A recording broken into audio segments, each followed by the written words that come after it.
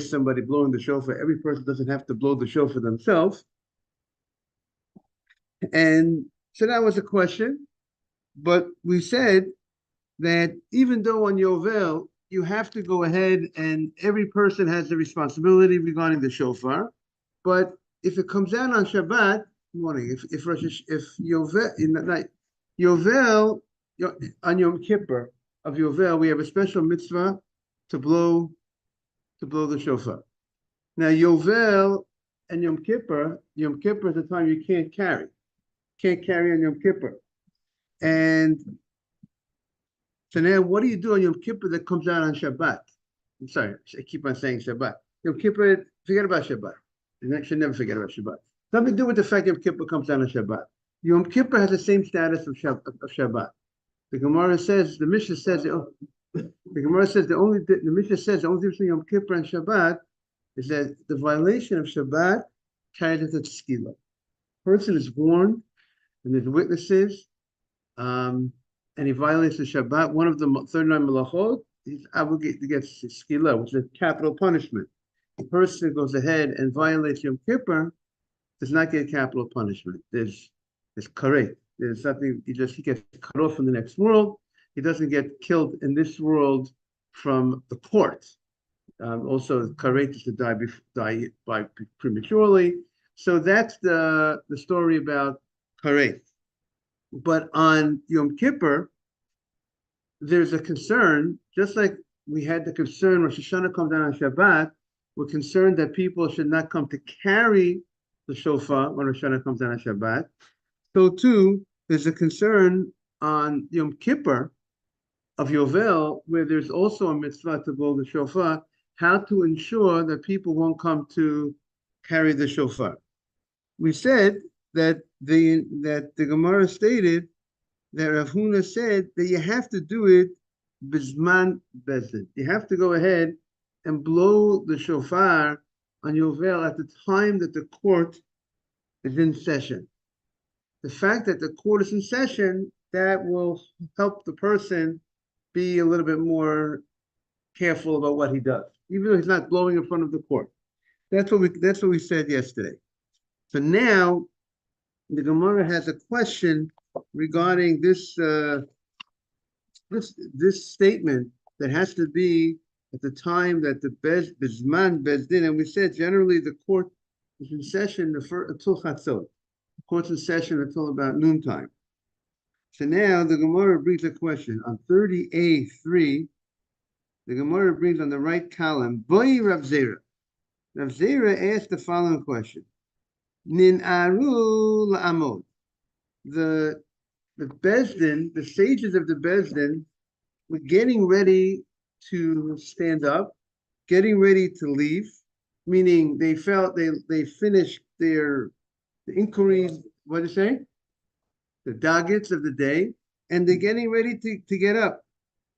And the way they already actually, and v'lo'amdu, but they did not yet go home yet. They already started getting ready to leave. They're still in the court. But now, is that called Zman Bezdin? Is that good enough to say the court is they're still in the court, still in the courthouse, they're still in the courtroom? So that's the Gemara's question. Mahu. Rabbeinu Hanano says, what happened wasn't just they were getting ready to leave, rather they were getting ready to leave and something came up that they needed to review, to look into. And they stayed later than the actual normal time. They stayed past Chatzot. But without there being a Hananel's explanation, it would be that independent of the fact that something else new came to the court to review, just the fact that the court stood up, they're getting ready to leave. So that's the question. The Gemara explains. Bezdin yoshvin be'inan. It says that we need the Bezdin is sitting in, the Bezdin is there, is sitting, and therefore we could say the Bezdin they still didn't leave yet. So with Va'ika, that's called Bezdin yoshvin.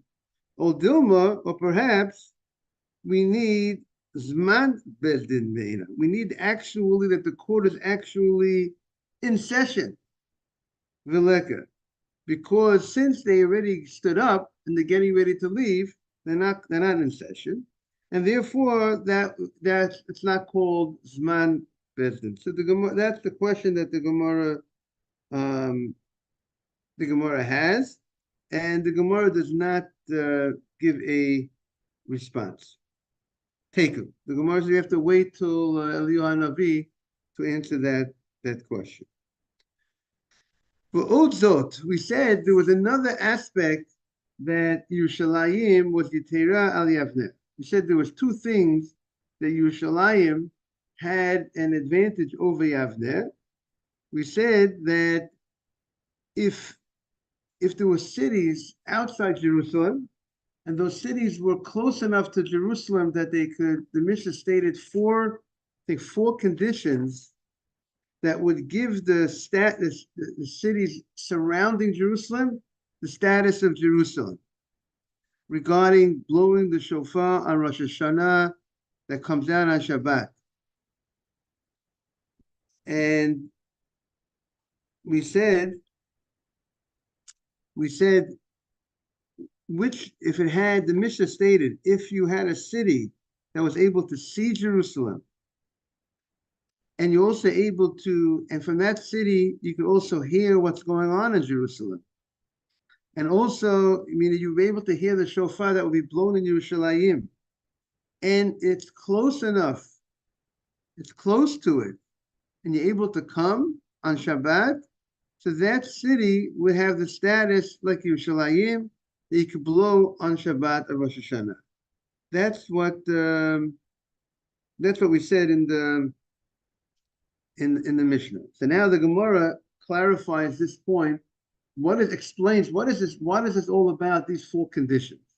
So the Gemara says, Roa, when we say that it sees Yerushalayim, prat liyoshevet benachal.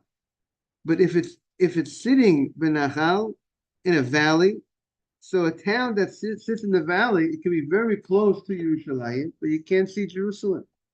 So therefore, that would not have the status of Jerusalem regarding the shofar and Shabbat of Rosh Hashanah. Shomat, it also has to be able to hear the shofar. Prat liyoshevet b'rosh hahar. Let's say you have a city that's right next to the neighboring, right outside Jerusalem, but the neighboring mountain, and you might be able to see Jerusalem from that mountain, but you can't hear anything because you're so high up, the height of the mountain, you will not be able to hear the shofar that's being blown in Yerushalayim, so it will not have the status of Jerusalem. Krova, if it's close to Jerusalem, what does it mean by what defines closeness? So the Gemara explains, Prat liyoshevet chutz l'tchum. If let's say you have a city near Jerusalem, but it's more than 2,000 amot, could be like 4,000 feet if you want to say 2,000 amot between 3,000 and 4,000 feet. If it's outside the city of Jerusalem, and there's no houses within 2,000 amot, within 3,000, it's called going outside the tchum. As you know, on Shabbat, there's certain limitations how far we can walk on Shabbat. In the country, you have to be careful. Areas, today, a lot of the country upstate is built up. But before they built houses all over, so you would have areas that you could go for a long time without a house, and therefore you'd be leaving the city. You left the city limits and you went a certain distance, you would not be able to travel even walking on Shabbat that far. So that, and I think the idea most probably behind it is that the rabbis did not want that the whole Shabbat, you're just walking the whole Shabbat, that you're spending the whole Shabbat just walking, even though it's a nice activity, a nice exercise, but that's not how you spend the whole Shabbat. And it'd be similar to, it would be like a weekday. You travel, you do your walking, you're traveling. So therefore, there's limitations how far you can go outside the city on Shabbat. So that's yeah. Say it again. Right. Even if you have to walk to the synagogue. So therefore, what people would do is they would put there's waste. If you put before Shabbat, you would put a certain amount of bread within 2,000 amot. That would give you an extra 2,000 amot to right. You would be stuck unless you live in a place that's more inhabited, that you don't have an empty area with such a distance of. Based on that empty area. Right, it's based on the empty area. But if you have houses all along, you could walk from Lower East Side, Manhattan. You want to walk to Washington Heights on Shabbat. It's a nice distance. It's over 200 blocks or whatever it is, but it's no problem because it's houses all along. So technically, yeah, but most probably there's a lot of houses. As long as there's houses all along the way, it means you're always you consider you're in the city. You never left the city. That extends the city. All those People that have acres and acres, you're passing one house every. right. So we have to halacha discusses exactly how far, what's the distance, to be considered part. And if you're able to come, so all those details have to be looked into. And it says you're able to come. You also have to be able to sit outside Jerusalem. Not only are you able to be able to see Jerusalem, not only able to walk to Jerusalem, it's not outside the Tchum, but also we say, and the fourth condition is prat lemafsik lanahara. Let's say you have a little river, and between you and Jerusalem, you have a river that separates, and you need a boat to pass that river to get to Jerusalem. So even though it might be right outside Jerusalem, it's close to Jerusalem. You can see Jerusalem, but nevertheless, and you're able to hear the shofar from Jerusalem in that area. But that does not extend. It does not give the status of Jerusalem, since you cannot come. Since you would need a boat to travel there on Shabbat, and therefore that's not called close enough, and therefore it would not have the status of Jerusalem. Since it would not have the status of Jerusalem, it would be that you would not be able to go ahead and blow the shofar there on Rosh Hashana that comes out on Shabbat. Now, the statement of the Mishnah that when any city that Yerushalayim had over Yavneh, and any city that heard, is able to see, and all these conditions, there's a lot of commentary discussion exactly what time period we were talking about when we say that Yerushalayim had this advantage over Yavneh. Meaning, as you know, Yavneh was when the Beis Hamikdash was, when the Sanhedrin, the court, the great assembly, went into exile, and they moved to Yavneh, another city in Israel, where the Mishnah stated that time of when the Beit Hamikdash was around, when the Sanhedrin was in the Beit Hamikdash, you blew on Rosh Hashana that came out Shabbat. Where did you blow the shofar? At the Beit Hamikdash. The Mishnah stated when Rosh Hashana came out on Shabbat, they blew in the Mikdash, the Beit Hamikdash, but not the Medina. When Rosh Hashana was on Shabbat, when the Beit Hamikdash was standing, they did not blow Medina. Now, the first question is, what does it mean when Rosh Hashana you could blow in the Mikdash? We saw a whole discussion.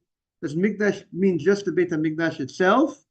Well, the Rambam says they actually were able to blow the whole Yerushalayim. Yerushalayim also was included in the area that they allowed you to blow at the time that the Beit Hamikdash was standing. Now, according to that shot of the Rambam, the language, if we learn the last statement of the Mishnah, we could learn the last statement of the Mishnah that when the Beit HaMikdash was around, when Jerusalem had that special status that you could blow in Jerusalem, So here comes the Mishnah teaches us that not only Jerusalem was the status that you're able to blow, but even the cities that are nearby Jerusalem, they gave them the same status as Jerusalem. The other way to learn the Mishnah, the way Tosfot seems to learn this Mishnah, that this last statement was talking about when the Beit HaMikdash was destroyed. When the Beit HaMikdash was destroyed, then they gave Jerusalem a special status that you could blow on Rosh Hashanah that comes down on Shabbat. Meaning to say, when the Beit HaMikdash was around, maybe the only place you could blow was, let's say, in the Mikdash itself. Everybody on Shabbat, if it's Shabbat, Rosh Hashanah, come to the Mikdash. When Beit HaMikdash was destroyed, they gave the allowance to blow in Yerushalayim on Shabbat, and then they also extended that to these areas outside of Jerusalem. So there's two ways to learn the last case of the Mishnah. Is it talking about when the Beit HaMikdash was around, or when the Beit HaMikdash was destroyed? Just wanted to point that out.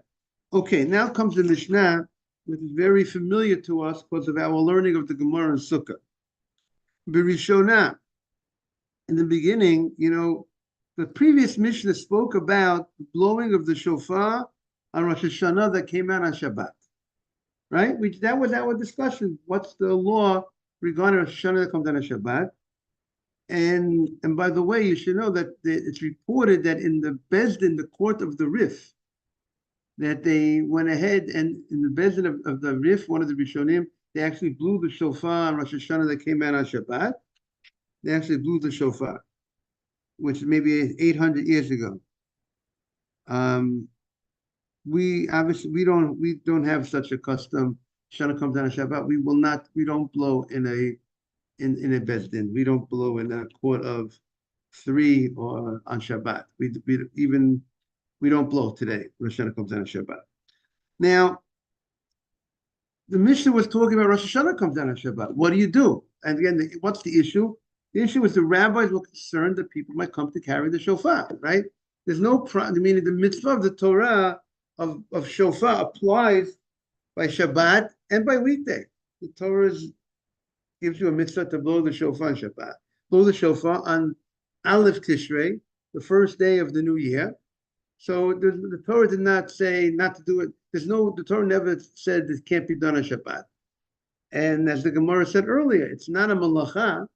Playing music is not considered one of the 39 malachot. It's not a malacha, playing music. That's a Torah prohibition. It's a rabbinic prohibition of playing music, of blowing the shofar on a regular Shabbat. And therefore, the only issue that the Gemara seems to say is, why is it that we're not allowed to blow the shofar Rosh Hashanah comes down on Shabbat? Is because of concern of carrying. That's what the Gemara says, is the same concern why we don't take a lulav on Shabbat. Person might come to carry. Why the rabbis, when they instituted the mitzvah of Megillat Esther, which is the 14th of Adar, if it came to 14th comes down on Shabbat, they can't read the Megillah on that day, because again, the rabbis are very concerned that a person might come carry. So here our Mishnah is going to talk about lulav. Also, it's going to talk about the time when the Beit HaMikdash was standing, and at the time when the Beit HaMikdash is not standing, similar to Rosh Hashanah that the Mishnah spoke about, what did Rabbi Yochanan ben Zakkai do when the Beit HaMikdash was destroyed? So here we had an enactment, in last Mishnah, that Rabbi Yochanan ben Zakkai said, you could blow, Beit HaMikdash is destroyed, you could blow the shofar. Everybody agrees. He said, if the Sanhedrin is there, the Sanhedrin of 71, you could blow. We had a discussion. You have to have the Sanhedrin only, or even a court also would be sufficient, a court of 23 or a court of 3. Now comes our Mishnah, says the following. In the beginning, in the time of the Beit HaMikdash, the lulav, the mitzvah of lulav was 7 days in the Mikdash. There's a biblical commandment by the Beit HaMikdash, it's biblical mitzvah to take the lulav for 7 days. However, the Medina Yom Echad, if you're outside the Mikdash, one day. And again, the same discussion of the Rambam. Does Mikdash mean just the Beit HaMikdash itself, or not Jerusalem, or does it include Jerusalem as well as part of the 7-day mitzvah?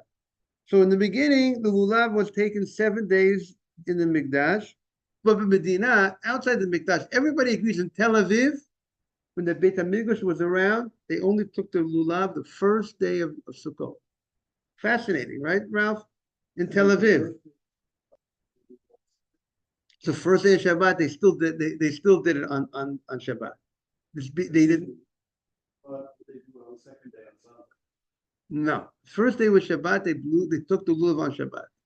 When the Beit HaMikdash was around, the rabbis did not institute their gezerah, their concern of maybe people come carry, and they allowed the people. Of course, it says they had to bring the Mishnah says they brought the lulav before Shabbat to the synagogue. No, not only in the Beit HaMikdash, outside the Beit HaMikdash. They brought, remember the mission of the synagogue, right?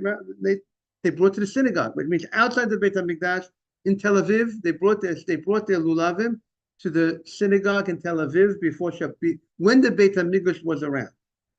When the Beit HaMikdash was around, then in Tel Aviv, in Haifa, all over, everyone brought their lulav before Shabbat, like we have by Tisha B'Av, people bring their shoes when Tisha B'Av comes out on a Sunday. They bring their shoes before Shabbat, so they can have the shoes in the synagogue. So when they leave, so they brought their lulav on Friday to the synagogue. They brought their lulav. Everybody, it was mass lulav, all over. Good morning. Oh, very good. So the reason why they did that is because when the mitzvah applied all over on a Torah level, when the mitzvah applied in the Beit HaMikdash the first day and outside the Beit HaMikdash the first day, so they said we're gonna leave that mitzvah. But once the Beit HaMikdash was destroyed, now you don't have the ability to keep the mitzvah in the Beit HaMikdash because there's no Beit HaMikdash. So they said they placed the gezerah, the protection. So Rishonah in the beginning, lulav. In the beginning, the lulav, everyone's coming in at a nice point at the Mishnah, starting a new Mishnah on Lamed Amud Aleph. If you want to give him also on 30A 4. Thank you, Ralph. So it says like this: Barishona, in the beginning, when the Beit HaMikdash was standing, which we're looking forward to, halulav nidal b'mikdash shiva. The lulav was taken every day of Sukkot in the Mikdash, in the Holy Temple. There was a biblical mitzvah of Smachtem Lifnei Hashem Elokechem 7 days, based on a pasuk in the Torah that there's a mitzvah of 7 days. Over Medina and outside the Mikdash, or according to the Rambam, outside Yerushalayim, Yom Echad. It was one day. Mishacharav Beit HaMikdash. When the Beit HaMikdash was destroyed, Hitkin Rabbi Yochanan ben Zakkai. Rabbi Yochanan ben Zakkai made an enactment. He made many enactments. Sheilulav nital b'Medina Sheva. He says you should take the lulav in Tel Aviv now for 7 days, or in America. The reason why we take a lulav today in America for 7 days is because the Beit HaMikdash is destroyed. The Beit HaMikdash is destroyed. Therefore, Rabbi Yochanan ben Zakkai says we should do something to remember what they did in the time of the Mikdash. And therefore, we're taking the lulav for 7 days. The first day that we take the lulav in America is because it's a biblical mitzvah. L'kachtem lachem b'yom harishon. The Torah says you have a mitzvah the first day of Sukkot. Take the lulav wherever you are in the world.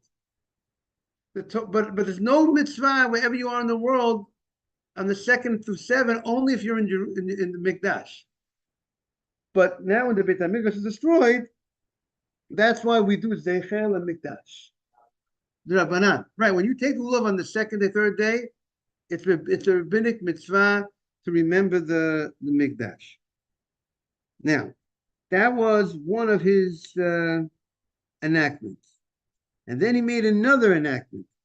Sheyehei Yom Hanef Kulo Asor. The day of the waving of the Omer. As you know, the second day of Pesach is a special Korban HaOmer that they bring barley, the Beit HaMikdash. And there's a Korban called Korban HaOmer. And as a result of that, bringing the Korban, it's called Omer HaTnufa, it's a wave offering. And as a result of that, then you can eat the crops that grew that past year. Anything that took root after Pesach is called Chadash. It's called new. And you can't eat it until they bring the Korban on the second day of Pesach. That's why, it's become more popular. Yashan. Yashan means old. That means that's why people, a lot of pizza shops, you see, they say Kemach Yashan. Old flour. What do I mean, old flour? I mean, this flour, if you come to the store, let's say in March, which is, if you come to the store in March, you might be concerned, or you might come to the store in January, you might be concerned, maybe this wheat grew from after this past Pesach, and if it grew from after this past Pesach, there'll be a problem because the Torah says you can't eat the new wheat until the Omer was brought. So therefore, he said, now that the Beit HaMikdash, so when the Beit HaMikdash was around, stood, so that everyone you knew, once they brought the Korban, whatever time of the day they brought the Korban, if you're there by the Beit HaMikdash, they brought the Korban. Let's get out now we can eat the Chadash. We can eat the new crop that grew this past year of wheat, of the 5 grains. But now that the Beit HaMikdash was destroyed, he says the whole 16th, the whole second day of Pesach, you cannot eat the new crop. There's no Beit HaMikdash around to bring the Korban. And the Gemara is going to explain, really, when there's no Beit HaMikdash, really the morning of the 16th, there's no Omer to wait for to be brought. Technically, the morning of the 16th, on a Torah level, you're allowed to eat, but the Rabbanan is going to make this zera. They say, don't eat the whole day. And we'll see why the rabbis are going to say, don't eat the whole day. But that is an enactment that he made. Now, regarding Chadash today, in Israel, there's no question, everybody agrees, you would not be able to eat the new crop that grew, let's say this past Pesach. If something took root after this past Pesach, after this past April sometime, where something was planted and it took root and now it's ready to be, if you were in the land of Israel, you wouldn't be able to eat it. There's a discussion outside of land of Israel, what's the law regarding Chadash, and many people are strict about it, but many people might rely on the fact that there's a safek, there is a question whether the food that we have in front of us is from the new crop, not from the new crop, and some say the decree was only, the prohibition is only the lands that are near the land of Israel, but lands that are further away. There's a lot of discussion about Chadash, and therefore there are a lot of people that are very, even out here in America, that are very concerned about this issue of Chadash. Now, that's the Mishnah. So now the Gemara asked the following question. So, Minalan de Avdinan, meaning Rabbi Yochanan ben Zakkai creates this enactment. Now, the reason, so he's creating an enactment remembering the Mikdash. Where did he get his source? The Gemara wants to know that you should do something that it's appropriate to remember the Mikdash. That's the Gemara's question. Minalan de Avdinan. How do we know that what inspired, so to speak, Rabbi Yochanan ben Zakkai to do something to remember the time period that they had the Mikdash, and therefore that encouraged him to, we have something called Zecher l'Chorban, right? The Beit HaMikdash is destroyed. So we do something now that the Beit HaMikdash, we just come off of of a Yom of a Tisha B'Av. So we commemorate, we feel, we do things to remember the destruction. And the point of doing things to remember the destruction is to be a day of repentance, and we should repent and we should shape up and by feeling the pain of the destruction. So that we have there's a whole Eicha, there's a whole Eicha that's written by Yirmiyah that's describing that talks about lamenting the destruction of the Beit HaMikdash. But now we're doing something to remember not the destruction of the Beit HaMikdash, but the actual Beit HaMikdash itself. We're doing something to remember the Mikdash while the Mikdash was standing, what they did to remembering the Mikdash. So that's where is his source? Do something the way they did it, remember the Mikdash in that sense. So the Gemara says, the Amakro. The Gemara says we have a pasuk. The pasuk says in Yirmiyah, Ki ale arucha lach. I'm going to go ahead and bring an arucha. An arucha is a healing. The pasuk says, I'm going to bring a healing to you. I'll make a cure for you. And from your wounds I will heal you. Num Hashem. That's what Hashem says, which is very comforting, that you're gonna have healing from your wounds. Kinidacha korolach. You were called, the nations of the world said about you that you're nidacha. We say, Bohovdim beretz Ashur v'hanidachim meretz Mitzrayim. You refer to, but they call you're discarded. You're like, you're left alone. You're not cared about. That's what they say about you, the Jewish people. Sion. They say about like Sion, he dorish einla. Nobody is seeking her. Nobody's interested in the Mikdash. So the fact that the nations of the world refer to Zion, they refer to the Beit HaMikdash as a place that nobody is thinking about, nobody is inquiring, nobody is looking at. So because of that, Michlal, meaning it's something negative, it's something degrading for the Jewish community, it's something embarrassing that like nobody cares about the Mikdash, nobody's inquiring because there's no Mikdash. The Mikdash is destroyed. So the fact that that's something negative for the Jewish people, that's lack of honor, that the Mikdash is not being inquired about, is Michlal de Boyedrisha. That means it implies that really, what's the honorable thing that people are talking about the Mikdash? So therefore, Michlal de Boyedrisha. So therefore, it comes out, and therefore that inspired Rabbi Yochanan ben Zakkai that it's honorable that you remember the Mikdash. You talk about, this is what we did when we had the Mikdash. So we're talking about it, and also it helps look forward to having it again. So that inspired him to do something in memory for the Mikdash. So I think, by the way, a lot of people comes the holiday of Sukkot. Everybody takes the lulav for 7 days, but if they don't know this reason, I think there's something needs to be publicized. They don't know the reason why you're taking it. The point of why you're taking it is remembering the Mikdash. That's why you're taking it. We want people to think about the Mikdash. Talk about.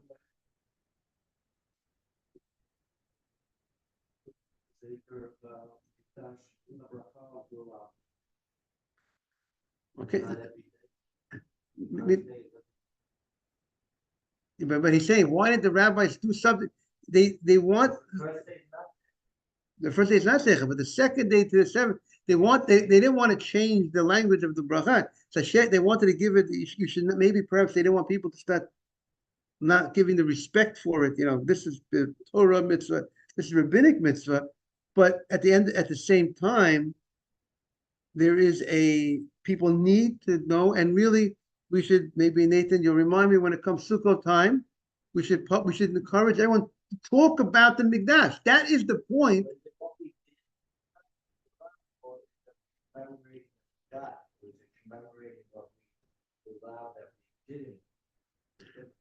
It could be it's both. Remembering the Mikdash, but it's specifically for the lulav that they created this mitzvah regarding the lulav that we did in the Mikdash. But it's something to talk about. We need to talk about the Mikdash on Sukkot. If we go through Sukkot from day 2 to day 1, you don't have to talk about the Mikdash technically, because the mitzvah is not, it's not because of Zeichel Mikdash. But day 2 to day 7, I mean, really, if you want to mention on day 1 that in the Mikdash you also had it, but it's an important to talk about. Yes. Also, for memory that also we have for a lot of shows shape of in the Sukkot. Sukkot is commemorating both the Mishkan and the Mikdash. Oh, so you see, but it's symbolic of that as well. They go to many people go do it in the Sukkot as resembling of that. Okay, so it's something that we need to think about. So the Gemara says, "Shehei Yom Hanef Kulo Aso." He said that the day of Yom Hanef, the day of the waving of the Omer, the Korban Omer, the whole day of the 16th of Nisan, the second day of Pesach, that whole day, once the Beit HaMikdash was destroyed, you cannot eat the new crop until the day is over. You have to wait the 16th. Listen, you waited until this time. Okay, but you have to wait to the end of the 16th. The Gemara says, my timer. What is the reason for this enactment? So the Gemara says the following. Say it again. It's true. Again, but the question the Gemara is going to ask is really on a Torah level. Once, if there's no Omer, the morning of the 16th, you're able to go in and bring and eat the carb. Meaning, on a Torah level, you should be able to eat the new crop, the chadash. Say it again. No, on a Torah, you're right. But if there's no Omer to bring, then you don't have to wait. There's nothing. But the Gemara is going to bring a pasuk. The Gemara is going to show that when there's no Omer, you don't have to wait to the end of the day on a Torah level. The morning, the Gemara says. There's no the Gemara, there's no machloket that on a Torah level, the morning of the 16th, you have it. No, the Rabbanan, this is Rabbi Yochanan ben Zakkai Tanakh. Now the Gemara says, Ki mehera yiboneh Beit HaMikdash. The Beit HaMikdash, we're looking forward that very soon it should be rebuilt. And we're afraid people will say, Ishtakad, last year, Milo achalnu v'heya mizrach. Now listen, if we would go on the Torah law, so let's say this year, Beit HaMikdash is not around, right, Mr. Aber? Beit HaMikdash is not here. So technically, the morning of the 16th, I should be able to eat the new crop. What's that? The morning of the 16th, I should be able to eat the new crop. No, let's say the crop will be important, let's say later on, not early in the morning. But on a Torah level, I'm allowed to eat the korban. I'm allowed to eat the new crop this morning. Here in America, this year, let's say this past year, when the 16th came, if I would have eaten, and there was no Beit HaMikdash, it's past Pesach, if on the 16th in the morning I would eat the new crop, so this coming year, between Pesach and next Pesach, now hopefully the Beit HaMikdash will be rebuilt. Beit HaMikdash is rebuilt. Then when this Pesach comes, when the second day of Pesach comes, when am I allowed to eat the new korban, new fruit, produce? Only when they bring the korban. Because now the Beit HaMikdash is around. But people are going to say, last year we ate it in the morning. So this year when the Beit HaMikdash was being built, we'll also eat in the morning. We had it for breakfast. But they don't realize, last year they were allowed to eat in the morning because there was no Beit HaMikdash. This year, when there is a Beit HaMikdash is coming here, I can't eat it in the morning. Nathan, is that clear? Because there's a Beit HaMikdash. So therefore, the rabbi said, wait till the end of the day. Therefore, you will avoid any problems. Okay, so that's a great question. We have to have, we need to have, we have to know the right, there's certain things that we're tamei, we need a paraduma. There are other things why we can't build the Beit HaMikdash today. Okay, have a great day, everybody.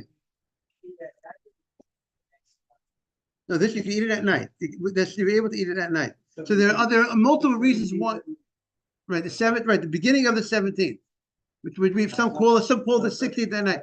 And Ralph, there's different reasons why we can't build the Beit HaMikdash today. Have a great day, everybody.